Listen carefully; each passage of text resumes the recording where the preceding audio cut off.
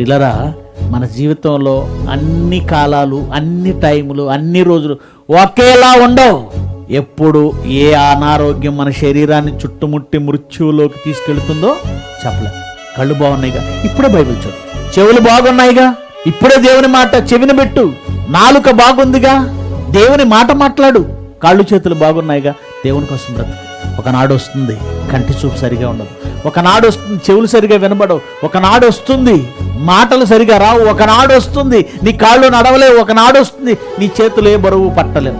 అన్నీ బాగున్నప్పుడు దేవుని పని చేయమంటే అన్నీ బాగున్నాయి గనక, ఆరోగ్యం బాగుంది గనక నిన్ను సంతోష పెట్టుకునే పనిలో ఉన్నావా? దేని చేత? వ్యభిచారం చేత? దేవుడికి దూరమై, దేవునికి వ్యతిరేకమై, ధైర్యంగా, నిస్సిగ్గుగా, నిర్భయంగా దేవుడంటే ఏంటో తెలిసిన తర్వాత కూడా ఏమాత్రం భయపడకుండా తప్పులోనికి, పాపంలోనికి వెళతావా? ఒక్కసారిగా దేవుడు ప్రాణం తీస్తే ఏంటి పరిస్థితి? ఒక్కసారిగా మనం కన్ను మూస్తే ఏంటి పరిస్థితి?